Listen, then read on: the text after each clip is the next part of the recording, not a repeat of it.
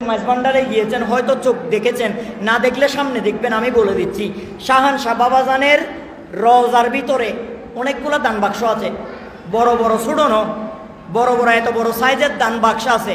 শাহানশাহ বাবাজানের রওজার ভিতরে 3-4টা আছে, এত বড় বড় দান বাক্সের মধ্যে অনেক সুন্দর করে এত বড় একটা লেখা আছে। লেখাটা কি? এই মাজারের দান বাক্সে যত টাকা আছে, যত টাকা আসবে, যত টাকা দেওয়া হয়, সমস্ত টাকা মাজারের জন্য ব্যবহার করা হয় না।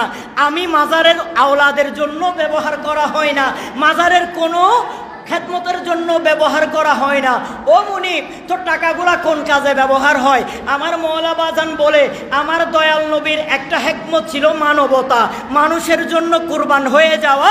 আর আমি মওলা বাবাজান আওলাদে রসুল হয়ে আমার নবীর সেই সুন্নাতকে জিন্দা করে মাজারের দান বাক্সর টাকা দিয়ে বোয়ালখালী উত্তর কুমদন্ডি গাউসিয়া হক কমিটির ভাইদেরকে রিক্সা কিনে দিই, পাহাড়ের মধ্যে যারা গড় নেয় তাদের গড় বেঁধে দিই, পানির মধ্যে যাদের গড় ধ্বংস হয়েছে তাদেরকে গড় দিয়ে দিই, যাদের কিডনি নষ্ট হয় জাকাত ফান্ডের মাধ্যমে কিডনি দিয়ে দিই।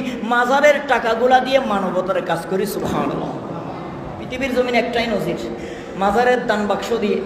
মাজারের দান বাক্সটা টাকা মাজারের জন্য ব্যবহার নয়, মাজারের খাদেমের জন্য নয়, আওলাদ যিনি আছেন মওলা বাবাজান ওনার জন্য নয়। মওলা বাবা বলে, আমার অনেক অনেক অনেক বিজনেস, যেগুলা দিয়ে আমি আরো 1000 বছর আমার আওলাদরাও চলে যেতে পারবে।